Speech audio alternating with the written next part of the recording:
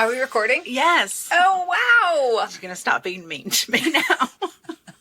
Kim, guess what? What? I've had so much caffeine this morning. Great. That makes you mean. It wasn't mean. You were. You yelled at me. It wasn't very nice. Guys, listen. I may be the crabby one, but she's so mean. Okay, first of all, I'm sorry. Okay. Did you feel that? No. Oh, but okay. Well, I meant it. I'm sorry. Right. I didn't mean to be mean to you. I'm excited to be here and to be podcasting with you. Welcome to the Confidently Controversial Podcast. I'm Kim Tweed. And I'm Emily Paul. Hooray. And on this podcast, what do, Kim? We talk about movies and stuff. Yeah, movies and stuff, which we are completely qualified to do. Sure. I agree. How are you doing? I'm good. Yeah? I am so good. It's fucking August. It's hot. It's great. It's great. I know. I was just thinking on the way in that, we're so on top of things, guys, that we record in advance. Yeah. So that we give ourselves some time. Right. Uh-huh. Because we're great. And right now we're in advance, but I'm going to tell you, that's going to go away by the end of the season. It's going to catch up with us. It's going to totally catch up with us. It's just a matter of time. But for right now, we are a little bit ahead. So this episode that we're recording today, I don't know when it's coming out, but it might not be August. Yeah, probably not. Probably not. Sorry. But even though we try not to talk about topical things, we still do. We still do. And I would feel remiss if I just didn't briefly mention the Olympics. Yeah, I was like, well, we talked about the Olympics last week. Are we going to talk about them again? And I just feel like, yes, we are. Did we talk about them last week? Yeah, we did. Oh, I have no recollection. Maybe I was... No, we did. We talked about Snoop. We talked about Flava Flav. We talked about America. Yeah, it's been pretty great. I've really been enjoying watching this. Although I did realize that there's a lot less Bob Costas this Olympics. Are we upset about that? I mean, no, because they've replaced him with Snoop Dogg. Sure. Yeah. And I'm fine with that. Yeah. I could do with some more Colin Jost. Yes, I like the Colin Jost of it all. I like that he was like in the emergency room or something like what? that. I missed that. Yeah, he was recording barefoot for a while because he's in Tahiti or French he's with Polynesia. All the surfers. And he was recording barefoot, and then they showed, I don't know if he got like sunburn on his tootsies or whether he got bit by a crab or what. We've all been there, Colin. You're one of us. You have mild skin. Mm-hmm. So, you can't be out in that Tahitian sun. And then the level of planning, like I've really thought about the Snoop association with the Olympics, and I'm wondering because like he's going to be a host on The Voice. Right. So I was like, did NBC like think? Of course they did. I know, but I'm trying not to think like a marketer and ruin it for everyone else. No. But they were like, oh, we're going to send Snoop to the Olympics. And then this season of The Voice, mark my words, is going to be highly watched because everyone's in love with Snoop now. Oh, I will definitely be watching Oh, me too. I'm like all in on it and I already. haven't watched The Voice since the first season. Yes, in years. Yeah. Yeah. So, smart move, NBC. Yeah. You got us. I tip my hat to you, Right. NBC. I see what you're doing, and I'm still going to do it. I know. I love great marketing. Well, and yeah. I really do. I think that's why, we've talked before on here about we love Disney. Yeah. And I did not fall in love with Disney until I went to a basically Disney summer camp, Right. which is they have these like Disney classes that you can go to if you work in business, the Disney Institute. And we went to that, and they pull back the curtain and they kind of tell you all the reasons why they do certain things. And it's fascinating, and it really just made me feel like, oh my gosh. And for two people with anxiety to know the level with which they focus on your personal safety. Right. Really is, I think, the key reason why I like going there, because I know I'm safe. Yes, I feel safe. I also feel just like a lot of thought and care has gone into it because at the end of the day, do they care about us? No, but they do want to make money, and I'm fine with that. But they do care enough to keep you safe. They understand that if you're not safe, you're not coming there. Absolutely. So I'm with it. Right. I'm with it. Yeah. So even though you might think that when you're on Space Mountain, you might think that because it's dark, you're going to get hit in the head with something. Almost definitely. You and my mom. You probably won't. It's true. Probably won't. Yeah. I mean, you might. There's always a chance. There's always a chance. The other thing I wanted to mention is that we did go to our nail salon yesterday. We did. Which it wasn't, I think maybe I was. No, it was chaos. It wasn't as chaos. Yeah, but okay. Let's talk about this though. Your experience, you're pretty streamlined. Yes. I think 4 different people touched me yesterday while I was at that nail salon. You are like a queen at that place. We walk in, little sister loves you. Does. She loves you. Guys, we walked into this salon and this woman saw Kim and just the way she smiled and was like, oh my gosh, you're here. Can I get you water? Like, right. Oh my gosh, how are you? Like, she was genuinely happy to see Kim. Yeah. Little sister's nice. My girl. Little sister is your girl. Although I will tell you, I'm a little worried about little sister because I think that she gets too much nail dust.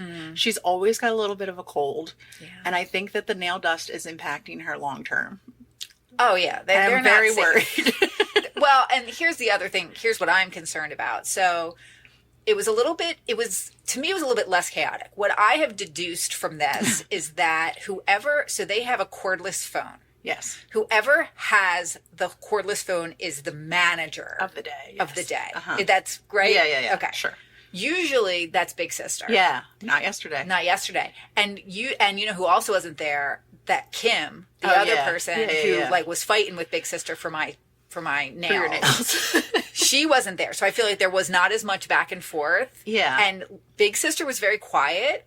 And I think it was because the manager in charge was some man with highlights. Yes. Yeah. And he did my nails and he was like not having any of it. No combo. And I feel like it was a lot quieter there than it usually is. But I will say this, like, so I got a pedicure and Grandma Mom, she was the one that, like, she prepped my feet. Yes. For the pedicure. Like, she gave me the rub and she did the cheese grater, which I'm fully fucking offended by. I didn't get any cheese grater, so I'm sorry for your loss. Well, you got some other tool. What other tool did you get? I don't know. He messed up one of my toes is like broken. I've been doing the gel toenails because at this point I have to. Oh, he super glued your foot. He had to super glue my nail back together so I had some sort of nail that they could paint. Yeah. It's not good. Like, there's definitely fungus in there. Like, it's probably a problem. Right. Well, how do you think I feel about that cheese grater? I wouldn't feel good about it. Like, they weren't putting that in, like, any Barbasol or anything. Definitely not. Like, I definitely wouldn't feel good about it. At some point, I'm going to have to tell a doctor that I let someone cheese grate my feet. I know. But there wasn't a lot of talk going back and forth. There was also a woman there who we sat next to who I believe was on drugs. Oh, yeah. Right? Yeah, she was on drugs. Yeah. Her nails were like shiny silver at the end, and she has a job that doesn't require shiny silver nails. So it was just very surprised. I didn't hear. She was wearing her uniform. Oh, I didn't see. What was her uniform? Yeah, from a large grocery store nearby. Okay. So. Yeah, well, she had that like lockjaw way of talking. Like, she didn't look crazy. No, but when she talked to me, she looked a little. She sounded crazy. Yeah. Yeah, where she was like telling me she liked the color of my toes, where my toes were like fully under a desk, and I'm like, how are you seeing my toes? Did you just crawl under there? Yeah, I mean, I just don't think. I mean, we've talked about the level of manicure pedicure that's given there. I don't think it's attracting the highest quality individuals. That's all I'm going to say. But I will also say this: so like I said, little sister was very happy to see you. They know us. Like when we walk in there, like. They're like, girls, go out to the back. Yeah. The person who came in after us, they were like, no, you got to go. Right. Yeah. They didn't even ask us if we had an appointment. We did, but they didn't even ask us. They knew. And just this is the level of importance we strive for in our lives. Even at the shittiest of nail salons. And the other thing is that there was a woman, I don't know if you noticed this too, there was a woman who was also getting a pedicure who was on the other side, who little sister was doing her pedicure. And this one was trying to like bro down with little sister and like get in a convo with her. Oh, really? Little sister wasn't having it. No. And she was like, I haven't seen you in like the woman who was the customer was like, oh, I haven't been here in a while. I haven't seen you in a while. And little sister was like, I feel like her attitude was like, yeah, I know. Like, I'm not going to be your friend. I'm friends with them. They come every few weeks. I don't know why they come here every few weeks. I would assume they have options. Well, I told her. But they come here, so we're going to be nice to them and offer them water. Yeah, little sister said to me, she was like, long time no see. And I was just like, I'm here at the regulated time frame. Right. If I came any sooner, it would be weird. Right. Like, it would be weird. Yeah. No, it was great. So that was a fun thing. But, we're not here to talk about nails or the Olympics or anything like that. We're here to talk about movies. That's right. Are we going to talk about a movie today, Emily? It's my pick, and I'm ready to go. Are you ready to go? I guess. Okay, let's do this. All right. Okay, guys. So, longtime listeners will know that one of the great features of this podcast is that Kim and I, while having grown up within a few miles of one another, Sure. It may appear that we perhaps grew up on other planets. Yes. If you just took into account the movies that we watched when we were younger. Correct. Which is crazy. Yeah. But true. Because there wasn't that many to choose from. There weren't that many to choose from. And the other great feature of this podcast that I love is when I select movies that make Kim mad. Oh, And this is one I've just had for a while in my back pocket, knowing that this was one I was going to talk about, knowing it was going to make her mad. Last time you chose a movie, it made me cry. So let's hope it's not I don't think that. this one's going to make you cry. Okay, I don't think it's going to make you cry. It's going to make you mad. Although there's also part of me that thinks once you actually watch it. So you don't think I've seen it before? I am fairly certain you've never seen this movie. Oh, man. Okay. I'm fairly certain you've never seen this movie, but I feel like it's one of those movies that is so just off the wall. Oh, God. Just crazy. Okay. That you are going to watch it, and at the end of it, just end this friendship right on the spot. No, I think you're just going to be like, this is insane. Like, okay. I love it. Like, you're going to love it because it's so wild, which is like not the original reason why we loved it when I was a kid. But certainly, as we've gotten older, we fully love the camp of it all. Okay. This movie, I know you've heard me talk about this movie because this movie was literally the first movie. Like, the first movie that I knew and loved when I was a little kid. And I'm going back to, like, little kid. Okay. Like, when, I don't even know if my little brother was in the picture yet when I first started loving this movie. In fact, he definitely wasn't in the picture when it came out because it came out in 1978. Oh, God. Yes. Okay. But this movie, my first memories are this movie and doing like little stage shows to the soundtrack to this movie, to the adults in my life. Okay. I don't know how we watched this movie because it certainly was before VHS. It had to have been on TV. Okay. But I don't even know that cable existed when this came out. Like, I don't know how we accessed this. Okay. I know we had the record. I can fully... It has a lot of songs. It has a lot of songs. Okay. This movie came out in 1978. So, you know, if you want to know what kind of world we were born into, this is the world we were born into, is this movie. So I'm kind of excited about it from that way. Let me talk a little bit about it and we'll get into the whole thing. But this film, it kind of had minor box office success. It grossed $20 million against a budget of $13 million. All right. But people hated this movie. In fact, people famously hated this movie. This movie left a body count of careers. Oh, no. After this movie. Like, bad. I never knew that because I loved this movie. And just can't imagine anyone not loving this movie, especially when I was a little kid. And I just assumed everyone knew this movie and everyone just loved this movie because it's just great. Okay. I will say, though, you talked about the soundtrack. Even though it was universally panned and people hated it, some of the songs were top of the charts. Top of the charts. One of them even won a Grammy. And one of them, I know you've heard one of these songs from it. So it's hard for me to kind of go much further with this because I don't know. I don't think you're going to guess what it is. Probably not. Yeah. I never do. It's maybe if I tell you that the fact that it is a jukebox musical. Okay. So it's a jukebox. Its way it's described is as a jukebox musical comedy film. So I had to look up what a jukebox musical is. Yeah. So a jukebox musical is when they take already created popular songs and then they put a story around it. So if you think Broadway musicals, like think of, you know, like American Idiot, like didn't Green Day did a thing, like Queen did a thing, where they make a story around it. And weave in the songs. They weave in the songs. Like Mamma Mia. Like Mamma Mia. Okay. Yes, that would be like a jukebox musical for sure. But then but it's not a jukebox musical if it's just playing the songs. That could be like a review, or if they're doing like a biopic about someone who made the music and then they play the songs as part of it. Like what's the one with the Elton John one? Yeah, like that wouldn't be considered a jukebox musical. But this is a jukebox musical. So this movie involves the songs of the Beatles. Okay. Because this movie is Sgt. Pepper's Lonely Hearts Club Band. Okay. Now, I know I've talked to you about this movie. Yes, all the time.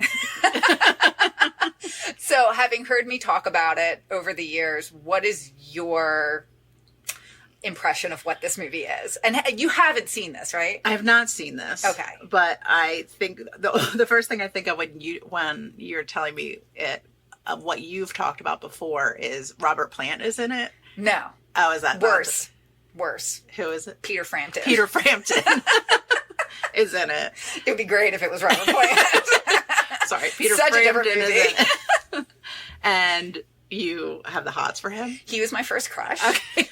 Although, and I can really, because I've been thinking a lot about this movie, knowing that this was my pick, and I can really remember, having conversations with my sister and being like, oh no, I'm going to get married to Peter Frampton when I get older. Like, I loved him so much. When you see him in this movie, you're going to die. So this movie stars the Beatles?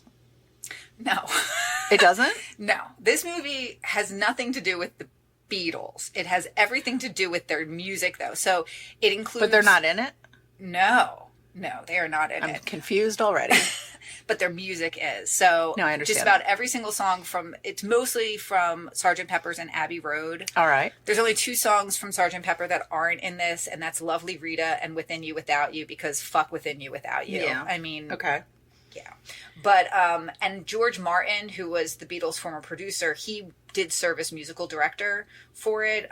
He was the conductor, arranger, and producer of the film's soundtrack, which is probably why, out of all the things with this movie, that's the only thing that did well, was the soundtrack.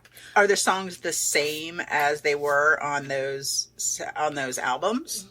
Yes, there's not like their new versions. One that you will know that's in this, that came from this movie, is Aerosmith doing "Come Together." I know you've heard that. Well, yes, of course. That is from this movie. Okay, that was produced in this. Okay. So, so while I say that Peter Frampton was my crush, I think real crush was Steven Tyler. Steven Tyler's in this movie? Kim, that is why you're going to love this movie, because this movie features peak Aerosmith. Okay. But they're the bad guys. Okay. And I think I was a little conflicted about that when I was a kid. I understand. I'm not. I'm an old lady now. I get it. I'm not conflicted about it anymore. Well, I do. You were you just found out that Aerosmith was in this. The glow on Kim's face. I'm excited. I do love Steven Tyler a lot. Well, you're too much. Like this version of Steven Tyler. Okay. Like just. Be ready for it. Be ready. But there's other people that are in it. There's a lot of stars and cameos in this movie. Steve Martin's in this. Okay. George Burns. In fact, George Burns. So the Bee Gees and Peter Frampton are the main characters. The Bee Gees. The brothers Gibb. Okay. But then Peter Frampton, like they're all Sgt. Pepper's, like the band. Right? And you'll see. I'm so confused. They don't speak because they're supposed to be an American band. But they obviously have Australian/British accents. Sure. So George Burns is the only person that talks in this. I think he narrates the whole thing. movie? In the whole movie. There's no other talking? No. There's a lot of singing, though. Okay. A lot of singing. All right. Get psyched about that. So George Burns is in this. Billy Preston, who was the 5th Beatle, he was in this as well. Alice Cooper. Okay. A band called Stargard, which, hot. Earth, Wind, and Fire, who you may have also heard their version of Got to Get You Into My Life, which is in this, and that might have been the one that won a Grammy. Okay. Like, Come Together was in the top of the charts or whatever. But still probably Got to Get You Into My Life won a Grammy for this. Okay. But there's a ton. Like, at the end of this movie, imagine the album cover of Sgt. Pepper. Yes. Where there's, like, just all bunch of... Yes, I know what it looks like.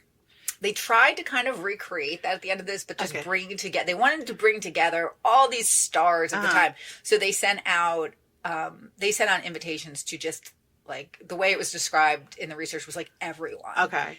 And to see who would show up. Yes. And the people who showed up, and there was a lot. Like I read through a whole list, and some of the names, it's the kind of thing where as I'm reading through it, I recognize some of the names, but I don't know if I'd recognize them. Mm-hmm. And I know my mom would know everyone. Sure, of course. In this thing.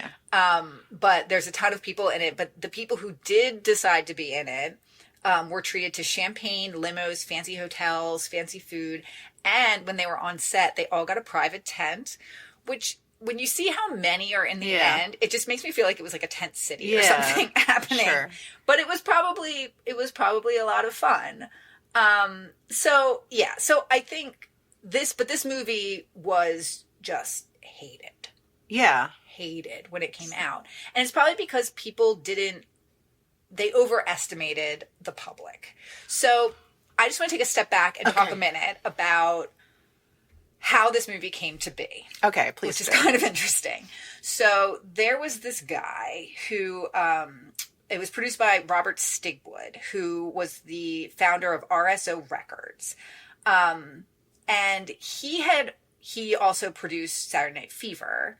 And they had also released the soundtrack to the film Grease in 1978. So Barry Gibb and Peter Frampton were both involved in the soundtrack to that as well. So he had in 1974, it kind of began as this live Broadway show called Sgt. Pepper's Lonely Hearts Club Band on the Road, which was produced by Robert Stigwood Organization. And he had purchased the right to make this. He had purchased the rights to 29 Beatles songs for the play. And after it was over, he was just like determined to do something with them because he had the rights to this song. Sure, who wouldn't? Who wouldn't? So he brought these songs to this guy, Henry Edwards, and was like, write a script. Just like make something with these. So Edwards had never written a script for a film, but he was like, okay, I guess he had written, like all this guy had written was musical analysis for the New York Times. Okay. Sure. So he says, and I quote, "I spread the songs out on my apartment floor and went to work. Mr. Stigwood wanted a concept. I told him I'd like to do a big MGM-like musical, and we'd synthesize forms and ended up with an MGM musical, but with the music of today." So then they went out and they got a director whose name is Michael Schultz, and he was kind of an interesting choice because he was an African-American director. Mm-hmm. And up until this film had only done like blaxploitation films. Okay. But those were really popular at the time, becoming really popular. So they're like, okay, let's get this guy in. Mm-hmm. He was stoked on this movie and is quoted as saying that he thought it was going to be this generation's Gone with the Wind. Okay. Sure. So he was like super excited to be a part of this, and they had a lot of high hopes for it. But at the end of it, like people were like, it ranges from tolerable to embarrassing. Oh God. And this is what Leonard Maltin had said about it. He says it just doesn't work. Ranges from tolerable to embarrassing. And as for the Bee Gees acting, well, if you can't say something nice. Oh no.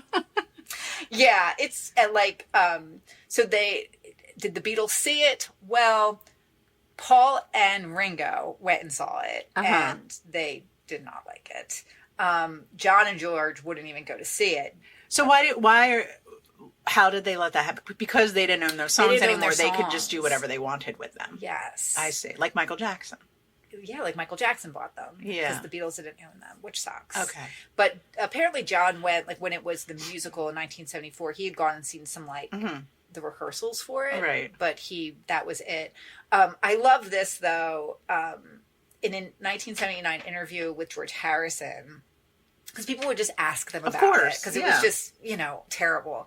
And in a 1979 interview with George Harrison, he expressed sympathy for Robert Stigwood, the Bee Gees, and Peter Frampton. And he acknowledged that they had worked so hard to achieve success before this film. And he said, I think it's damaged their images, their careers, and they didn't need to do that. It's just like the Beatles tried to do the Rolling Stones. The Rolling Stones can do it better.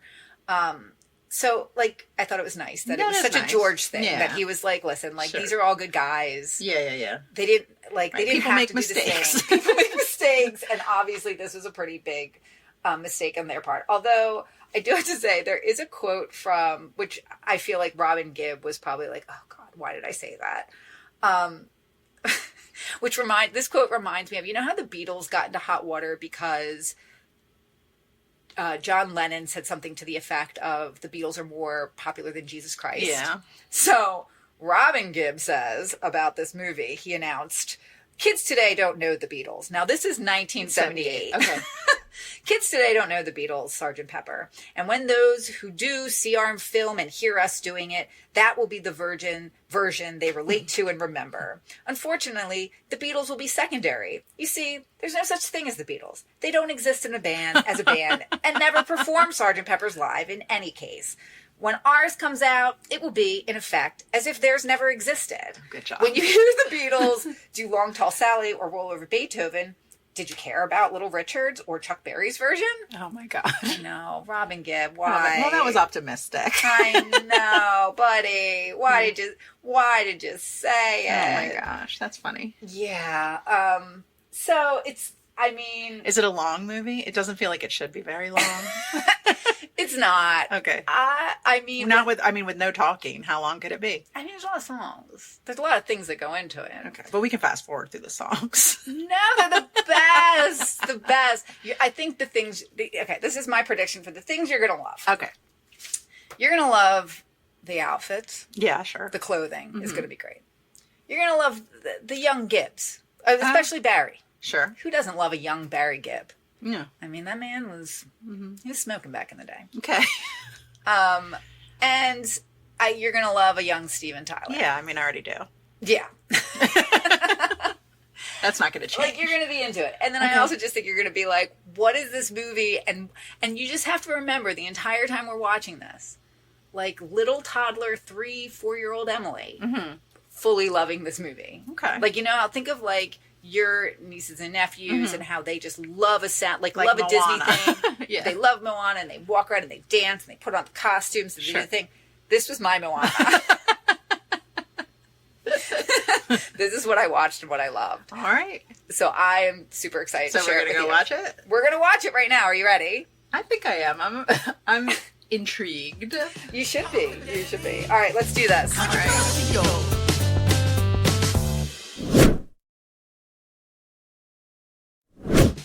Confidently controversial. We did it. Guys. Kim, just share with the people. I don't even know what to say. Guys, I'm so confused. I'm partially delighted, partially disgusted. Like, I don't even know what to do with my life from here on out. So many things happened. None of it made sense. None of it. Not one bit of it. It's amazing. It's the best. Nobody talked through the whole movie. But they had to sing the whole fucking song. Even though you were like, I get it, I understand. Okay, move on. Like, no. But if they didn't sing, there would be nothing. There would be nothing. Right. Yeah, it does a lot with a little in this movie. What's a lot? I mean, it's an hour and 50 minutes long, if that's what you mean by a lot. Well, that's what I mean. Like, it's a movie in that it is a long thing that you can sit on film. That you can watch. Yes. And maybe be entertained. And there's acting in it. I mean, there's like miming, mouth acting. A lot of overacting, surprise faces. Yes. Oh. What?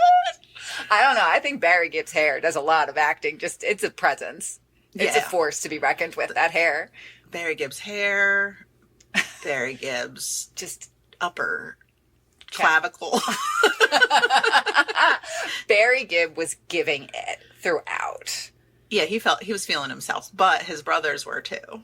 His brothers were too, but I don't think they deserved to be feeling themselves as much as they were. Oh, and let's talk about Emily's first crush, Peter Frampton. Or as Kim has called him. What did you call him, Kim? I called him a certified Uggo. The minute this guy gets on screen, Kim's just like, oh God, Emily. It's embarrassing. Yeah, Kim throughout this movie, not just in the beginning, but Kim was just groaning to herself. And like, I don't know if you knew that I could hear you. Sometimes I did. Sometimes I didn't realize I was doing it out loud. Since I have known this movie my entire life, I knew what was coming. Sure. I had no idea at any point what was coming. You didn't know what this was going to be when we press play. It's something. Yeah, because I have heard you talk about it a lot over the years. Like I was like, oh, that's Mean Mr. Mustard, because I believe you referenced him quite often. Sure. And it's just an old man wearing a yellow cloak. Sure. And then, your boy toy, Peter Frampton. Oh man, who comes in, his first outfit he's wearing is like skin tight white overalls with his character's name written on it. Billy. There's more pairs of white pants in this movie than in our local Gap in 1987. Right. It was white pants central. There were silk white pants. There was white denim. There was, all kinds of white, like harem pants. There was a man wearing like a cotton onesie suit. Yes. White also. So much white pants happening in this. If they weren't white, they were shiny. It's like there's a lot of shine. But everything was tight. And I just, and they all just look like rails in this, and they're wearing white pants. Like these men must have been they were doing toothpicks. Drugs. They were doing a lot of drugs. And as I did not share in the first part when we were talking about the movie that one of the facts I found out about this is that the Bee Gees tried to quit this movie 2 weeks into filming. They were just like, oh no, this is a train wreck. We got to get out of here. Mm-hmm. They said people were just walking around the set carrying like just bags of cocaine. And they weren't into it? They were trying to get, they knew they were having problems. And they were like, this is not a good environment. Like, we're going to die. And this is a terrible movie. Like, we need to go. We need to be where there's not bags of cocaine everywhere. And where we're not making a bad movie. Right. Yeah, like, this isn't good for us. What did Peter?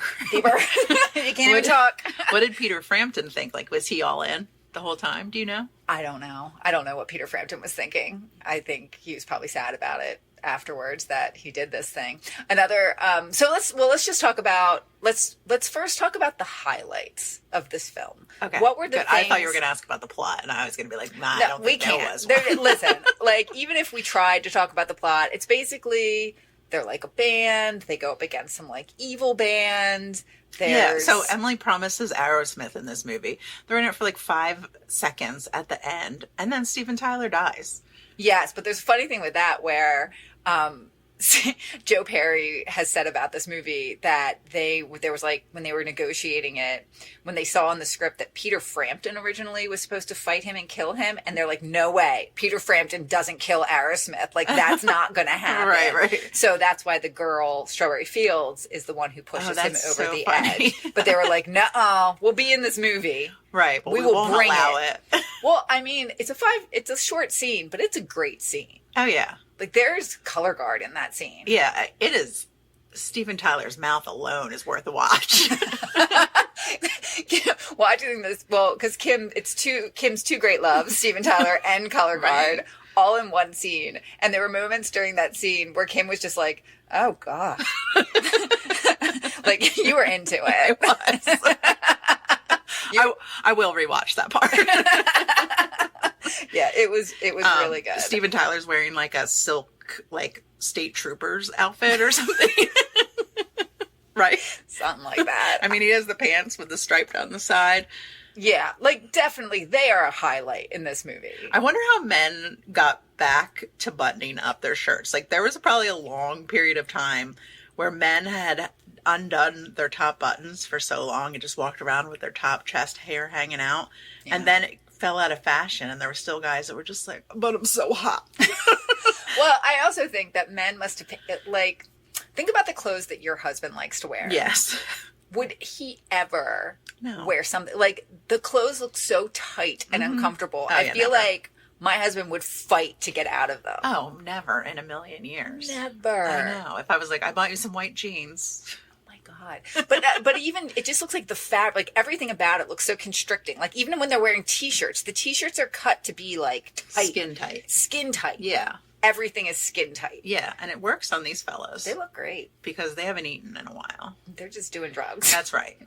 doing drugs rock and roll. And making bad movies. Other highlights. Steve Martin. Oh my God, yes. Steve Martin was great. Steve Martin's fun in this. We both enjoyed the font choices. We did. Good fonts. Yeah. Way to go. Since this is essentially a silent film. Right. They do rely heavily on the fonts. Right. There's a lot of writing in it. So the font, it was all a good choice. And you don't see that font many other places. No. It's in the beginning, unique. it was the introduction of the characters of who was starring in it. Yeah. I liked the way it looped around. Yeah. 70s. I liked all the fonts. Yeah, good very job. Very 70s, very fun. Good job, font guy. The other thing I liked was it's diverse. It is diverse. You got just from the different bands that are in it to the casting choices. This thing is just like, hey, we're Sgt. Pepper's and we love everyone. We love everyone. So I like that about this movie. Definitely a highlight. Any other highlights for you? Well, I like that throughout it. Like, there's crazy bananas scenes in this. Like, there's a full-on orgy at one point. At one point, they're on, like, Hollywood Boulevard or, somewhere, and there's, like, a adult nightclub with these hookers out front, and Emily's like, there's hookers in my Moana. And there are. There's a lot, like... Yeah, it's not a movie for a child to watch. It's not a movie for, like... For anyone a to teen watch. to watch.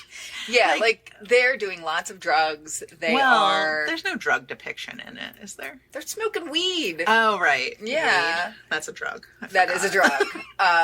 They're just drinking from these comically huge glasses of wine. They get roofied. Yeah, there's roofies involved. The money's way too big. I mean, that's not for kids at all. Yeah, there's lots of just being like sexy around each other. There's like almost seeing boobs. Oh yeah. And I think that was almost just like a wardrobe malfunction on the part of that lady starring in the movie. There's salacious eating of crabs and lobsters. Yeah, it's not a movie that should be shown to small children. Yeah, I didn't hate it. I know. I know. I knew you wouldn't. You can't hate it. Well, it was like, I loved watching it with you. Right. It was so fun. I know, because it's terrible. But like, can you imagine people of that time being like, like all this hype is around this movie. They're like, it's the Bee Gees, it's Peter Frampton, it's the Beatles music. Right. Oh yeah. Well, that's why I think they got anyone to be in it in the first place. Oh yeah. And then I can't imagine people in the movie theater being like, all right, 2 hours of Beatles music. I'm so excited. I love this album. And then they get in there and they're like, what? And then it's like the end of the Jeremy video. Right. It's like, oh no. Right. People leave the theater, they're readjusting to the light. They're just like, I don't know what happened. Right. Like, I kind of liked it, but I don't know if I did. I don't know why. I feel better about life now, but also much, much worse. Right. I can't believe this is a movie. I need to buy white pants. Right. My white pant game is off. Right. I don't know what's happening. Yeah. There's like I love the giant hot air balloon. Oh yeah, that's their main mode of transportation is a hot air balloon. It's pretty great. But like now vinyl records are coming back. So people like them. But that was the thing, like I remember when you would open up a vinyl record, it was a double, I think it had 2 different records. In this particular one. Right. So you would open it up, and then in between there was like all pictures from the movie. Yeah, I'm sure. And I remember them. Like there are scenes in this movie that I'm just like, that was a picture. That was a picture. Gosh. Like I remembered all of it from it. I just can't tell you how much I loved this movie as a kid. Well, and I can see, like, I was like Googling during it, like that Heartland, their hometown is Heartland, and they have a heart on everything. It's a little culty, but it's cool though. But at the same time, I'm just like, oh, I wonder if you can get that in a sticker, or like, I wonder if they make a dress in that pattern. You know what I mean? Like, I'm sure that there's the graphic design on this is yeah. And I feel like you were right about like the look and the feel of it is very iconic in that, like, you're like, oh, I like the way this feels. And the costuming and stuff too. Like the costuming is over the top, but at the same part, like when there's a scene where the one bad brother's like doing, Dougie Shears, you mean? Dougie Shears. He's doing a dance with money, but he's got on this like green silky suit and like a green, like a $sign lapel pin. I know. And a hat with a little green ribbon around it. It's pretty great. Well, what about the outfit when Peter Frampton is like passed out for something, or he gets shocked? He gets shocked at a certain point, and Strawberry Fields is singing to him, and we realize that he's wearing like, okay, so if you can imagine a butterfly collared shirt, of course it's open, yes, and with a jacket, but the butterfly collared shirt was like the inside of a watermelon. And then the jacket was like the outside of the watermelon. It's pretty great. Yeah, it's a good look. I would look great in that. No, that would be a great like women's pantsuit. Oh yeah, I love it. That's awesome. Yeah, let's make this happen. Okay. Yeah, whoever was in charge of the clothing for this, I mean, they were definitely on drugs. There's an outfit Emily's going to wear later today that Peter Frampton wears. That's like it's like a tracksuit. Yeah, but it's like, what do they call that? Like lame. Lame. Yeah, it's like shiny lame, but pastel colored lame. Yeah, but it's also like chevron, like stripes in like purples and pinks and silvers. And he wears it like when you were a kid and your zipper got stuck at the bottom and you couldn't get it all the way up. So you were just like, you just had it zipped at the bottom, but he had no shirt on underneath. So his hairy chest was all... His full Frampton. Frampton came alive. It was, I mean, if you did a fashion show today and you like did nothing except just show the looks from the costumes from this movie and just walked them down the aisle, it would be a winner. Those funeral outfits alone. Oh yeah. Like everybody's funeral outfit was great. They were all black velvet with gray and pink carnations. Yeah, the one guy was wearing like a whole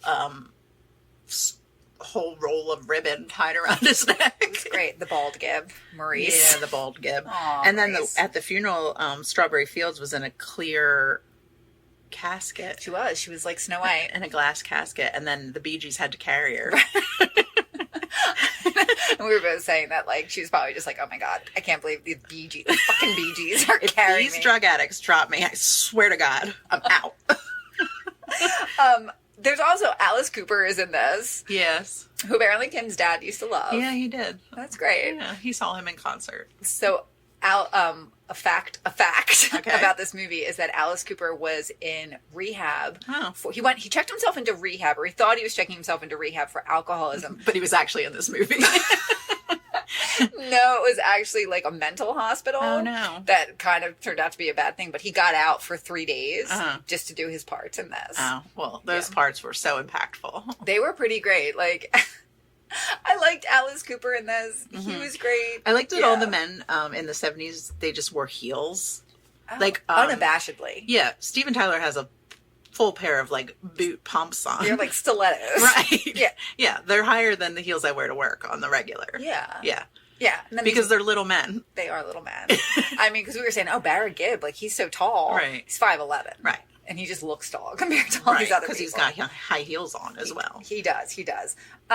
Also, Billy Preston is in this, who, as I mentioned, the fifth Beatle, which I know because every time we watched this movie when I was a kid, my mom would always say, it's the fifth Beatle. Sure.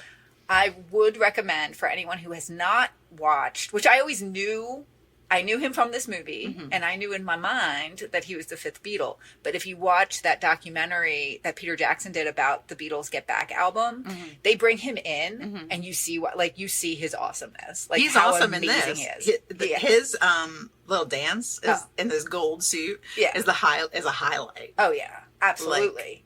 Like a lot of it's up here, and a lot of the rest of the movie is way down here, like way down. I know, here. but I just kept thinking throughout this that this movie was shot like when we were babies. Yeah, like it was being in production like when we were born, when we were babies. It came out like this is the world. And then you watched it a year later. And then I watched it a year later. And it was your Moana.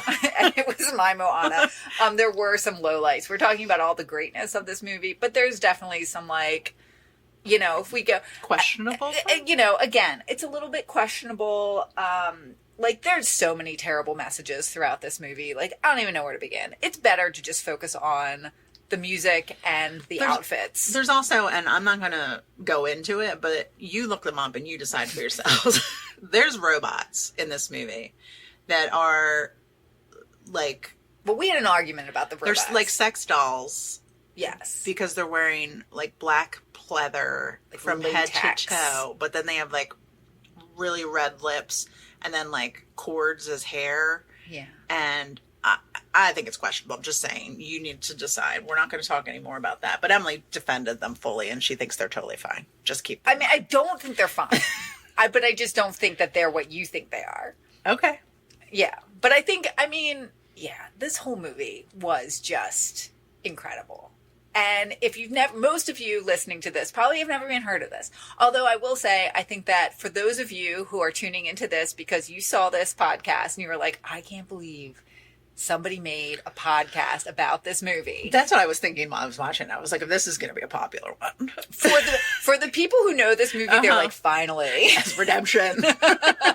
I loved this movie. I'm so glad someone's 100%. Talking about it again. Yeah. And you're going to realize that, I mean, you should go back and watch it. If you haven't watched it since you were a kid, you should go back and watch it and just realize what you were exposed to as a child or a young adult. Or if you thought it was, I will also say this, if you were someone who was maybe around during that time and your memory of this is like, oh, it was terrible, it was the Bee Gees, it was whatever, go back and watch it. Like, yeah, it's, musically, we're not breaking much ground, but there are some great performances. Yeah. Earth, Wind, and Fire. Yeah. Highlight. Amazing. Aerosmith, amazing. Yes. It's just great. Like, I think you need to go back and watch it just as the time capsule that it is. Mm-hmm. It's great. I love it. Okay. Frampton forever.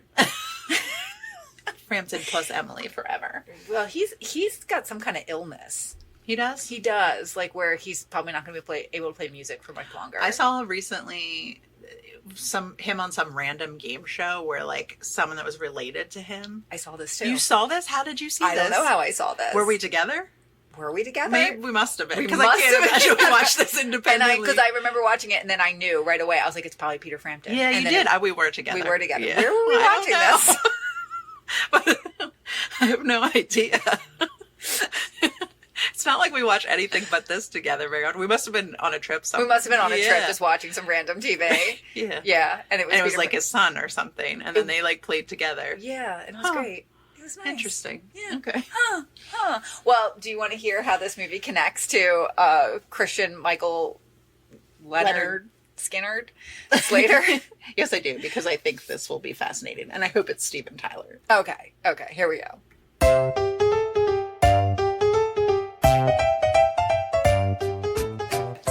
All right. So we're going to start with not Steven Tyler. No.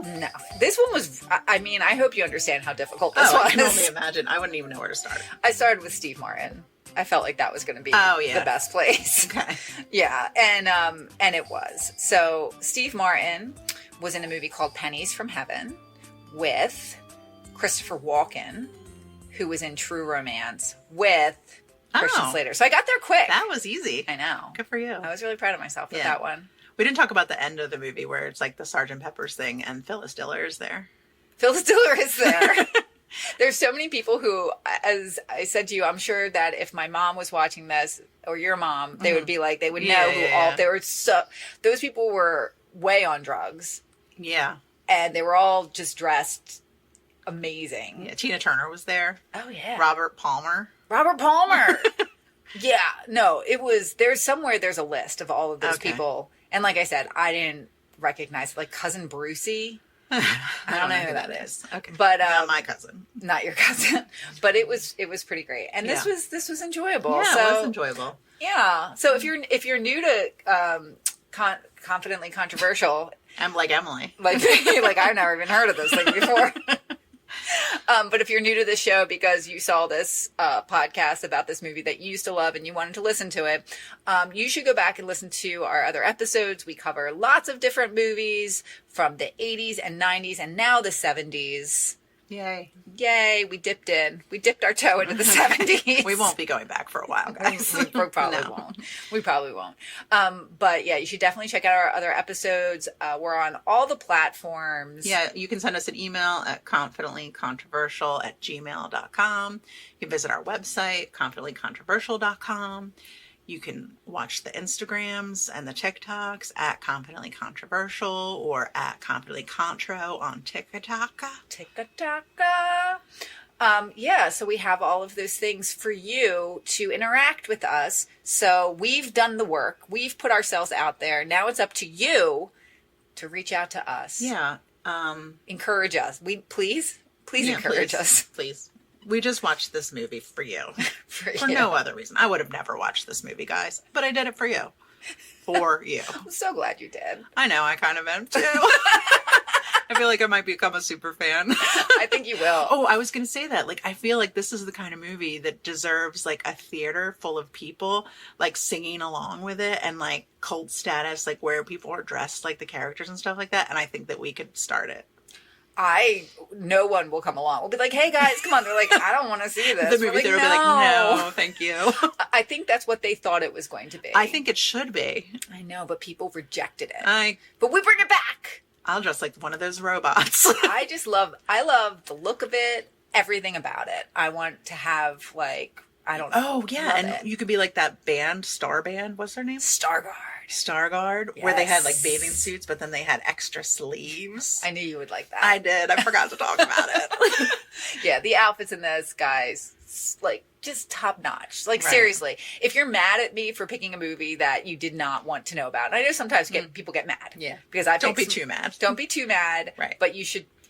Just give it a chance. Like, check it out. Because I'm going to a party this afternoon, and I'm going to wear a bathing suit, and I'm cutting sleeves off one of my long sleeve shirts, and it's going to kill. And I'm just going to wear a jacket. I'm going to zip it all the way down to my navel, because that's what everyone wants a 47-year-old to wear to a pool party. All right, guys. I mean, we should tell you about being confident. You should be confident enough to wear all the clothes from the 70s, including your white pants. Get them on. I don't care what your body's like. Put those things on and get out there. Yeah, when we start this night of Sgt. Pepper's movies where you dress in characters, you should come. You should definitely come. Be confident, but don't be controversial and dress up like, I don't know, like one of those weird robots. Yeah, and don't do drugs either. Don't do drugs. All right, we love you guys. Bye. Confidently controversial.